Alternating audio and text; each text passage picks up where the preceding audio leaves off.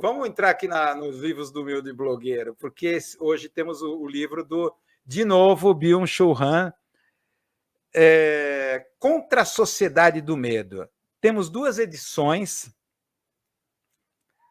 a editora Vozes e da Nobilis Vozes, que parece que é uma outra marca da Vozes, que é de livros mais bem elaborados graficamente, né? Ou, em outras palavras, mais caros. Né? E tem a versão de bolso ali, que é Contra a Sociedade do Medo, o Espírito da Esperança. Tá? Esse livro é muito interessante esse livro, tá? Porque ele, logo de cara, aqui no prelúdio, ele fala, eu não tinha pensado por esse aspecto, o conceito de esperança. Ele vai buscar lá em Nietzsche, Wittgenstein, vai fazer uma exegese aqui, o conceito de esperança, que é o oposto de otimismo. O otimismo é da sociedade do cansaço. Tá? O otimismo é da sociedade da positividade. A contraparte, os 2 lados da mesma moeda, o otimismo é o pessimismo. Mas são os 2 lados de uma mesma moeda. Um leva o outro porque é o cancelamento do futuro. O otimista é uma visão bem interessante. O otimista é aquele que ele não está pensando no futuro. Ele está esperando, ele espera que tudo se mantenha como está. Para, em função disso, ele se dá bem. Então, ele se torna otimista. Porque ele não quer que a ordem seja quebrada, que existe uma coisa nova no futuro. Ele quer que a ordem se mantenha, para nela ele buscar um objeto. Então, ele é otimista nesse sentido. Mas como ele está em luta contra ele próprio, nessa sociedade do medo do fracasso, do excesso de positividade que não permite o fracasso, o erro, ele está em choque, em luta contra ele próprio, consigo mesmo. Então vem o pessimismo, que é a contraparte do otimismo. Então ele contrapõe a esperança. Tá? Me permitam citar uns trechos aqui do... O pensamento esperançoso não é otimista. Ao contrário da esperança, o otimismo falta qualquer negatividade. Ele não conhece dúvidas nem desespero, que é o otimismo. A pura positividade é a sua essência, ele está referindo-se ao otimismo. Tá? Ao contrário do otimismo, que não carece de nada, que não está a caminho, a esperança representa um movimento de busca, porque a esperança é a negação do que existe. Ele está em busca de algo diferente, tá? De um acontecimento. Assim, o otimista está acorrentado à sua alegria, ele está acorrentado ao presente. Assim como o condenado das galés ao seu remo, numa perspectiva bastante desoladora. Tá?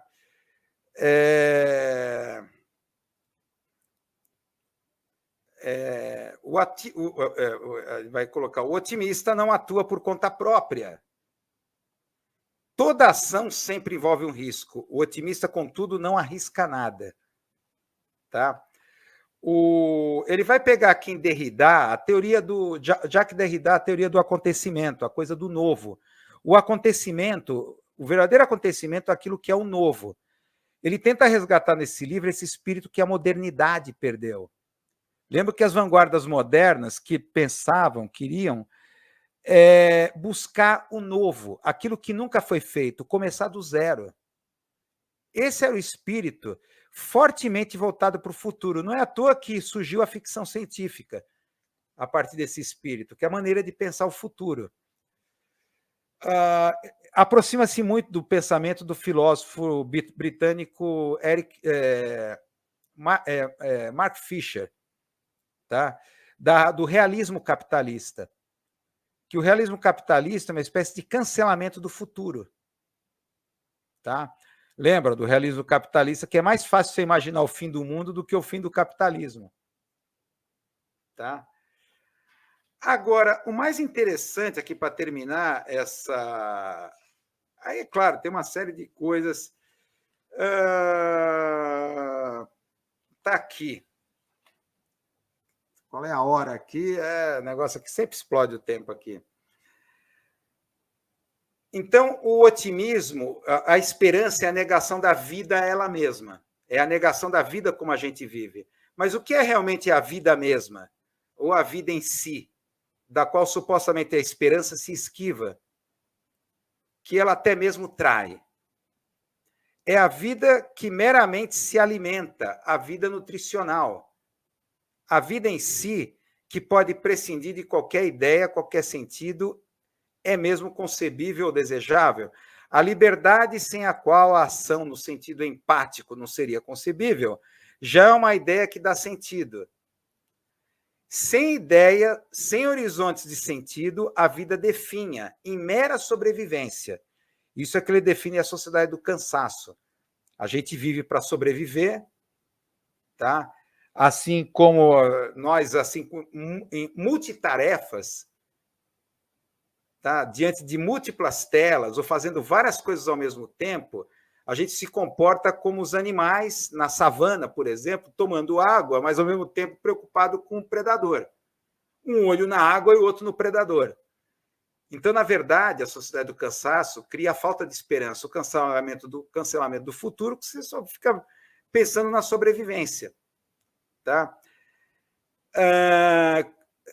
Aí que ele fala uma coisa interessante. Sem ideias, sem horizontes de sentido, a vida define mera sobrevivência ou, como hoje, em imanência de consumo.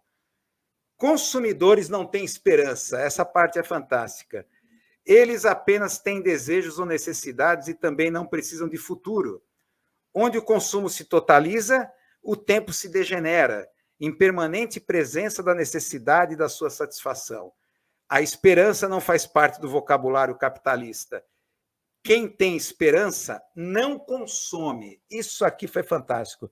Quem tem esperança não consome.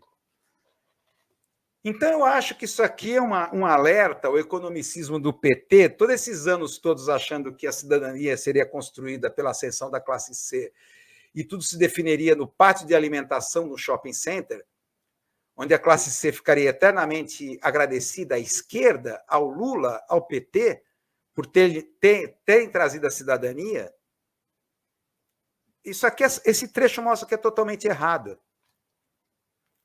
Quem tem esperança não consome. A esperança não é consumidora.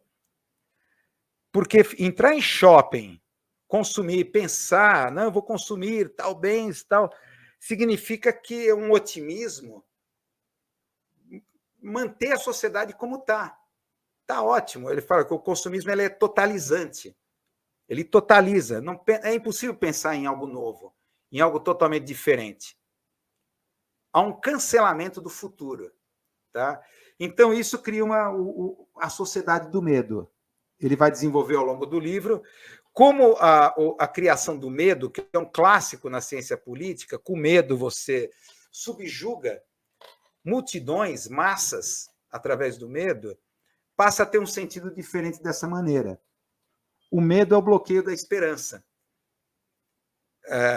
É possível ter... Aí ele começa dessa crítica de como o otimismo está trazido pelo pensamento da autoajuda, o pensamento positivo, da sociedade do cansaço, ele é em si um otimismo que leva ao pessimismo, ao cancelamento do futuro, que vai resultar em niilismo, hedonismo e essas coisas todas. É muito interessante esse livro.